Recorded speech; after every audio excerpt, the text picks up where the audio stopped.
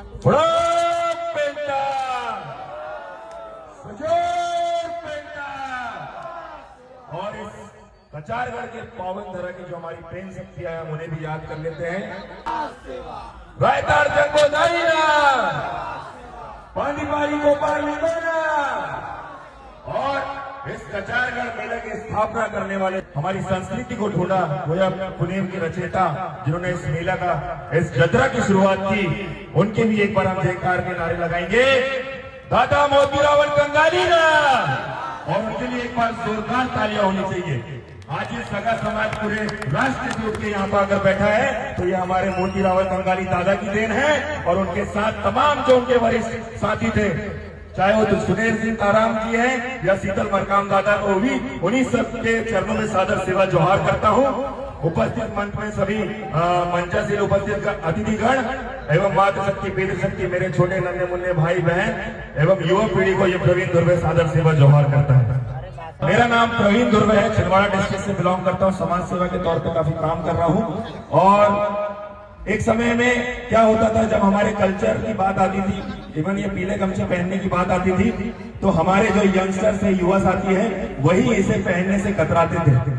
तो उसका तोड़ हमने निकाला। दादा हीरा सिंह मरकाम में तो पीली क्रांति लेके आई है, पूरे गोंडवाना समग्र विकास क्रांति में जितने आंदोलनकारी थे उन्होंने पीली क्रांति लाई है। लेकिन जो हमारा संस्कृति कल्चर है, जो पहनावा है, वेशभूषा है, मैं पूरे राष्ट्र स्तर में ट्राइबल फैशन शो ऑर्गेनाइज करता हूं। और मैं आज यहाँ पे सगा समाज के सामने ये वादा करके जाता हूं, इतने ट्राइबल फैशन शो ऑर्गेनाइज कर दूंगा कि हमारे बच्चे उसको पहनने के लिए तो चलो ठीक है मान जाएंगे, लेकिन अदर कम्युनिटी के लोग भी उसको पहनने के लिए मजबूर हो जाएंगे। इतने ट्राइबल फैशन शो ऑर्गेनाइज कर दूंगा। और मैंने ये प्रण लेके निकला है घर से, जब तक अपनी संस्कृति को पूरी तरीके से नहीं खोज लूं, उसको सही तरीके से पुख्ता तरीके से हमारे जो आने वाली जनरेशन है उसके सामने न रख दूं, मैं रुकने वाला नहीं हूं। और थोड़ा बहुत आपको और बता देता हूं, एक समय था जब एक डायलॉग चलता था कि गोंडों का दिमाग घुटने में होता है। उस समय मैं 10वीं 8वीं में पढ़ता था, तो वो बात मेरे दिमाग में इतनी घर कर गई, मैंने बोला नहीं कुछ, लेकिन आज उन लोगों को मैं बताना चाहता हूं जो ये कहते थे कि गोंडों का दिमाग घुटने में होता है। आज ये मंच में जो आपका बेटा खड़ा है, इसने 2 मास्टर्स कर लिए हैं, MCA MBA, और आज PhD कर रहे हैं सागर यूनिवर्सिटी से। और इसके बाद LLB भी करूंगा और हमारी कम्युनिटी के इतिहास के ऊपर एक और PhD करूंगा, रुकूंगा नहीं। बोलने ये मैं अपनी बड़प्पन नहीं बता रहा हूं, मैं जो यहाँ की युवा पीढ़ी उनको बताना चाहता हूं कि हमारे समाज में भी ऐसे लोग एग्जिस्ट करते हैं जो अच्छे खासे बोलना चाहिए उच्च शिक्षा प्राप्त कर चुके हैं और अच्छे विदेशों में जाके बस चुके हैं हमारे कम्युनिटी के लोग। एक बार उन लोगों के लिए जोरदार तालियां होनी चाहिए कहीं ना कहीं। देखिए आज बहुत अच्छा माहौल है, कुछ बहुत अच्छी सीख देना चाहता हूं मैं हमारे यहाँ की जो युवा पीढ़ी है, खासकर मैं युवाओं के लिए बोलने में ज्यादा जाना चाहता हूँ। क्या होता है जब डॉक्टर बाबा साहेब, एक डायलॉग है डॉक्टर बाबा साहेब अम्बेडकर, आप सभी जानते हो उनको, जो हमारे संविधान के निर्माता जिनसे ये देश चल रहा है, वो कहते थे only politics is the key which solve your each and every problem. तो उनका मतलब था कि राजनीति ही वो चाबी है जो आपकी हर समस्या का समाधान कर सकता है। सही है। रीजन ये है, आज देखिए, आज मैं बार बार मंच में कहता हूँ, मैं जिन्होंने सुना होगा ठीक है, यहाँ एक और बार दोहरा देता हूँ, हंसदेव कटा, इसके पीछे का रीजन क्या है? राजनीति। आज हमारे युवा पीढ़ी बेरोजगार है, इसके पीछे का रीजन क्या है? राजनीति। आज हमारे जो बोलना चाहिए अधिकारी कर्मचारी लोग हैं उनके ऊपर शोषण हो रहा है, इसके पीछे का रीजन क्या है? राजनीति। आपने देखा होगा हमारे जो अधिकारी कर्मचारी हैं वो भले ही कितनी ऊंची पोस्ट में हो जाए, लेकिन उनका जो पावर सत्ताधारी लोग हैं वो कोई भी इर्द गिर्द गांव खेड़े में ले जाकर उनका ट्रांसफर करते हैं, जो मेन सिटी है वहां पे हमारे अधिकारी कर्मचारियों को टिकने नहीं देते हैं। इतनी खराब स्थिति अधिकारी का, मैं काफी अधिकारियों से बात करता हूँ, मुझे बताते हैं बेटा हम भले ही कलेक्टर बन गए, SP बन गए, DSP बन गए, TI बन गए, लेकिन हमारे साथ भी आज भी शोषण हो रहा है। शोषण से एक चीज आपको याद आई होगी, अभी ये UGC कानून आया है, पता है आप लोगों को? बहुत ज्यादा विरोध चल रहा है। क्या आपको पता है ये कानून क्या है? नहीं पता? किस किस को पता है ये कानून क्या है और किस किस को नहीं पता? जानना चाहते हो तो हाथ उठाओ। जानना चाहते हो? मैं आपको बहुत अच्छे तरीके से बताता हूँ। ये जो UGC कानून आया है, ये हमारे ST SC OBC, क्या बात है, आज मेरी भाषण में बहुत ज्यादा रुकावटें आ रही है। एक बार फिर से बड़ा बेटा, देखिए लाख रुकावटें आ जाए हम रुकते नहीं है, यूजीसी कानून की हम लोग बात कर रहे थे। मैं आपको बताता हूं, वो हमारे एसटीएससी समुदाय को एक लॉलीपॉप देने का काम है। कैसे, मैं आपको समझाता हूं। ये कानून 2013 में जब क्या हुआ, समय समय में हमारे आदिवासी कम्युनिटी या एसटीएससी कम्युनिटी के लोग क्या कर रहे थे, उनके साथ बहुत ज्यादा जातिगत भेदभाव हो रहा था कॉलेजेस में, यूनिवर्सिटी में। तो वहां पे कुछ बच्चों ने सुसाइड कर लिया। तो उनके खिलाफ, उनके न्याय के लिए सुप्रीम कोर्ट में बहुत सारे वकीलों ने याचिका लगाई। सुप्रीम कोर्ट हैरान परेशान हो गया कि ये जातिगत भेदभाव से इतने ज्यादा सुसाइड क्यों हो रहे हैं। तो केंद्र में एक बोलना चाहिए संस्था है, यूजीसी बोलते हैं जिसको, यूनिवर्सिटी ग्रांट कमीशन, जिसके पास ये पावर होती है यूनिवर्सिटी और कॉलेजेस को अथॉरिटी देती है वो शिक्षा व्यवस्था चलाने के लिए और संचालित करने के लिए। तो सुप्रीम कोर्ट ने सीधा सीधा निर्देश दिया यूनिवर्सिटी ग्रांट कमीशन को कि आप ऐसा कानून कुछ लेके आइए जिससे ये जो एसटीएससी वर्ग के लोग आज सुसाइड करने में मजबूर है जातिगत भेदभाव के कारण, वो नहीं होना चाहिए। और अभी ये 2026 में जो कानून आया है उसमें एसटीएससी के साथ ओबीसी को भी शामिल किया गया होगा। आपको सबने पढ़ा होगा, थोड़ा बहुत जानते होंगे तो। और उस कानून में क्या कहा गया है कि अगर एसटीएससी ओबीसी कोई भी जनरल वर्ग के लोगों के ऊपर अगर एलिगेशन लगाते हैं कि इन लोग ने हमारे ऊपर जातिगत भेदभाव किया, जातिगत हमला किया है, तो डायरेक्ट उनके ऊपर कार्रवाई होगी, डायरेक्ट उनकी गिरफ्तारी हो जाएगी। लेकिन ये कानून अधूरा क्यों है? ये बहुत अच्छी बात है कि हमारे लिए गवर्नमेंट ने सोचा, केंद्र ये जो यूजीसी कमीशन है उसने सोचा कि यार हमारे साथ भेदभाव हो रहा है तो उनके लिए कोई कानून लाया जाए। कानून लाया उन्होंने, मैं उनका धन्यवाद करता हूँ, लेकिन वो कानून को पहले पुख्ता कीजिए, क्योंकि कोई भी कानून अगर पुख्ता नहीं होता है तो सुप्रीम कोर्ट उसमें रोक लगा देती है। सुप्रीम कोर्ट ने इस कानून में रोक लगा दिया, आप सभी को पता होगा। आपको रीजन बता रहा हूं, उन्होंने ये इस कानून में रोक क्यों लगाया है। इन्होंने ये तो बोलते हैं कि एसटीएससी ओबीसी अगर किसी पे एलिगेशन लगाते हैं तो डायरेक्ट कार्रवाई होगी, लेकिन ये नहीं बताया अगर एसटीएससी ओबीसी का कोई बच्चा गलत तरीके से झूठा अगर जनरल कैटेगरी के ऊपर अगर आरोप लगाता है उस कंडीशन में क्या होगा। तो इनने तब भी ये कहा कि उस कंडीशन में भी जो ये झूठा आरोप लगा रहे तो भी उन्हीं के ऊपर कार्रवाई होगी। इसलिए आज जनरल कैटेगरी के लोग सड़क पर उतरे हैं विरोध करने के लिए। और देखिए, युवा होता है, हमें कोई एसटीएससी ओबीसी जनरल का भेदभाव छोड़ के युवाओं के लिए सोचना है। तो कानून उस आधार पर बनना चाहिए, अगर आप किसी का भला कर रहे हैं तो किसी का नुकसान भी नहीं होना चाहिए। इस तरीके से यूजीसी को कानून लाना चाहिए। और ये एक राजनीतिक प्रोपोगेंडा है ना, ये राजनीति की बात होगी। राजनीति में आप सबको आना पड़ेगा, तब जाके आज हम लोग बोलते हैं कि हमारे जल जंगल जमीन लुट रहे हैं, हमारी महिलाओं के साथ अभद्र व्यवहार हो रहा है, हमारे बच्चों को अच्छी शिक्षा नहीं मिल रही है, हमारे लोगों को अच्छा बोलना चाहिए स्वास्थ्य नहीं मिल रहा है। इसका रीजन क्या है? इसके पीछे की राजनीति है, कहीं ना कहीं आपको पता है। इतिहास उठा के देखिए, जब से संविधान लागू हुआ है हमारे लोग आज तक पूरी तरीके से सत्ता में नहीं आ पाए क्या? उसी का खामियाजा आज हमारी जनता जनार्दन, हमारा समाज भुगत रहा है कि इनको अच्छा शिक्षा, अच्छा रोजगार, अच्छा स्वास्थ्य नहीं मिल रहा है। तो आप लोग ये सोच लीजिए, जो डॉक्टर बाबा साहेब अम्बेडकर ने जो कहा था कि राजनीति वो चाबी जो आपकी हर समस्या का समाधान कर सकता है, वो उन्होंने सही कहा था। क्योंकि अगर आप जब तक सत्ता में आकर काबिज नहीं होंगे, जब तक राजा नहीं बनोगे, तब तक आपके लोगों को कामकाज नहीं मिलेगा। क्योंकि जिसका होता है राजा उसी का बसता है बाजा, और जिसका होता है राज उसी के होते हैं कामकाज। तो अगर काम काज में आपको काबिज होना है तो हमारे लोगों को सत्ता पे ऊपर लाना पड़ेगा। इतिहास उठा के देखिए, जितनी भी लड़ाई हुई है, लोग कहते हैं हिंदू मुस्लिम की लड़ाई हुई है। जैसे अपन मुगल और होना चाहिए हिंदू की लड़ाई की बात कर ले, महाराणा प्रताप और अकबर की बात कर ले, तो वो लोग अभी भी लोग बोलते हैं कि वो हिंदू मुस्लिम की लड़ाई थी। ना ना ना, आप अगर अकबर के सेनापति की बात करोगे तो वो हिंदू था, पढ़ के देखिएगा।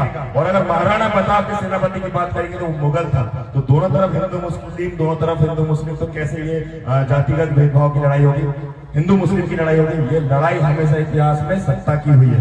और उस समय जो लड़ाई लड़ी जाती थी वो तो गोले, तलवारें, तीर धनुषों से लड़ी जाती थी। लेकिन जब से इस देश में लोकतंत्र लागू हुआ है, तब से ना चाहते हुए भी ये लड़ाई हमें कलम की ताकत से लड़ना पड़ेगा।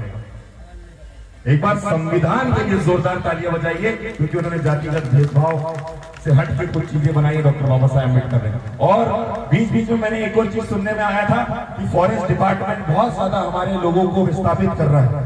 उनके ऊपर प्रेशराइज कर रहे हैं कि आप यहाँ से छोड़ दीजिए। कई 40 साल से वहाँ पे काबिज है लोग, लेकिन उसके बाद भी उनको पट्टा जारी नहीं किया जा रहा, उनको निकाल दिया जा रहा है। फॉरेस्ट डिपार्टमेंट आदिवासी को सिखा रहा है कि जमीन की रक्षा कैसे करना है। मैं बार बार कहता हूँ, even before forest department existed in this country where Adivasi protected forest, मतलब जब इस देश में फॉरेस्ट डिपार्टमेंट लागू नहीं होता उससे पहले जल जंगल जमीन की रक्षा कौन करते आ रहा है? आदिवासी कम्युनिटी कर रही है। तो don't teach Adivasi how to protect the forest. आदिवासियों को मत सिखाइए फॉरेस्ट की रक्षा कैसे करना है। हमारी माता जो पूर्वज रहती थी वो तो शेरों को खदेड़ती थी, बोलते हैं, ऐसा सुना है ना आप लोगों ने। तो हम उस कौम से, और मैं आप लोगों को एक गर्व करने वाली बात बताता हूँ कि आदिवासी समाज को अपने आप में गर्व क्यों करना चाहिए। जब ये देश में संविधान लागू हुआ तो इस देश को बनाने के लिए 565 रियासतें लगी है, मतलब 565 राजाओं ने इस देश को बनाने के लिए अपनी अपनी रियासतें दी हैं। 18 रियासतों के आधार पर जिन्होंने पाकिस्तान ले लिया, आप सभी को पता होगा, पता है। 565 में से 18 माइनस कर दीजिए, उसके बाद जो बची है उसमें पूरी की पूरी 288 रियासतें सिर्फ और सिर्फ इस आदिवासी कम्युनिटी ने दी है इस भारत को बनाने में और बसाने में। तो इस समाज के लिए, आदिवासी कम्युनिटी के लिए जोरदार तालियां बजाइए एक बार। और लोग कहते हैं जब हमारी 70% जमीनें ये भारत बसाने में दी गई है तो यहाँ राज किसका होना चाहिए था? आदिवासियों का होना चाहिए था ना, लेकिन है क्या? नहीं है।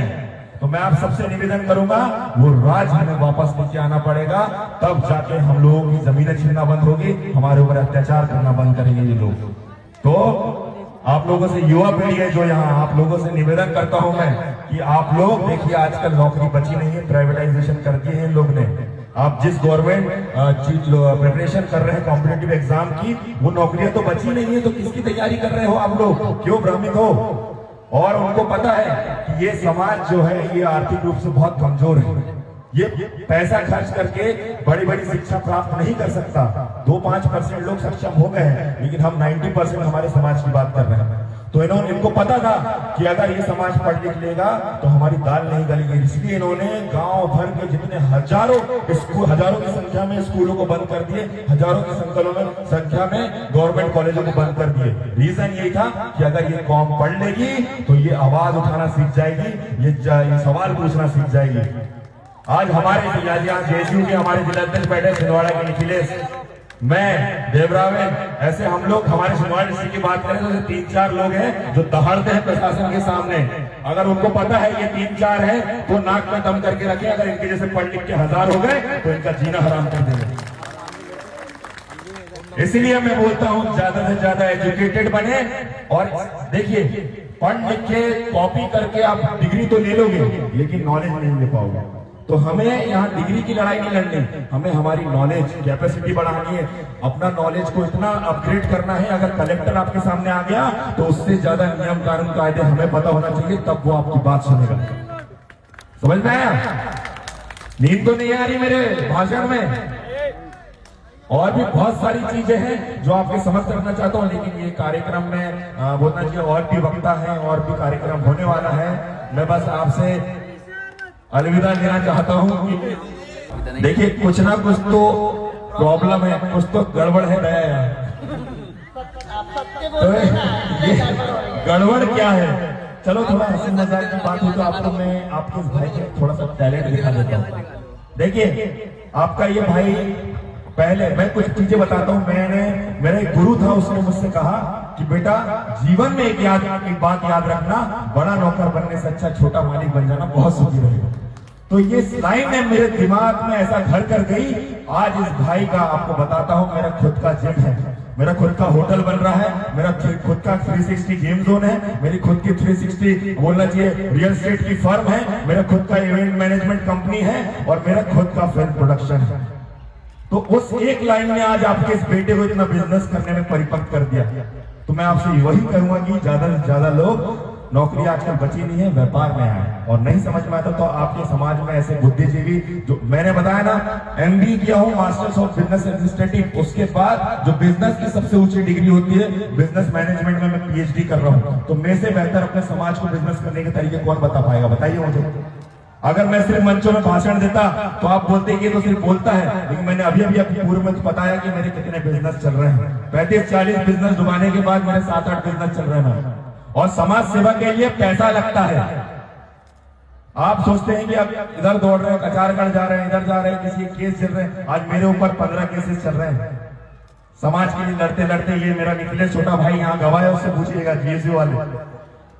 आए दिन हम लोग छिंदवाड़ा में आंदोलन कर देते हैं, हमारे लोग सुसाइड कर लिए। पिपरिया की मंडी में जाके हमारे किसान, आदिवासी किसान ने सुसाइड कर लिया। कोई उनकी आवाज नहीं उठा रहा था, सत्ताधारी सरकार लेके, चाहे कोई सरकार। हमने एमएसपी की लड़ाई लड़ी, उस किसान के लिए इतने आंदोलन कर दिए छिंदवाड़ा में। भले हम पूरी जंग नहीं जीत पाए, लेकिन 1200 से आज हमने 1800 में एमएसपी का रेट लाके खड़ा कर दिया। तो ये एकता की ताकत है हमारे पास। देखो, कोई भी चीज अगर आपको हासिल करना तो 3 पावर लगती है, या तो मनी पावर, या तो राजनीतिक पावर, या तो पब्लिक पावर। हमें पता है हमारे पास पैसा नहीं है और ना हम पावर में हैं, लेकिन हमारे पास एक पावर है जो दूसरों के पास नहीं, वो पैसा लेकर लाते हैं। हमारे पास पब्लिक पावर है। हमारे युवा साथी इतने जुझारू हैं कि अपने जेब से पेट्रोल खर्च कर करके हमारे लिए आके लड़ते मिटते हैं। तो उन युवा साथियों के लिए एक बार जोरदार तालियां बजाना चाहता हूँ। आज की दमदारी से आपका ये भाई यहाँ बोल रहा है, इसके पीछे वो हजारों युवाओं की ताकत और सपोर्ट हो। इसलिए मैं सबसे पहले युवाओं को अपने सराखे में लगता हूँ, इसलिए उनका गुणगान करते रहता हूँ। तो ज्यादा लंबा नहीं बोलूंगा। मैं प्रवीण दुर्वे, छिंदवाड़ा डिस्ट्रिक्ट से। कभी आपको इस भाई की जरूरत पड़ी तो आधी रात में याद रखना, गोली खाने के लिए सबसे आगे खड़ा रहूंगा मैं आपके लिए। बहुत बहुत धन्यवाद। बहुत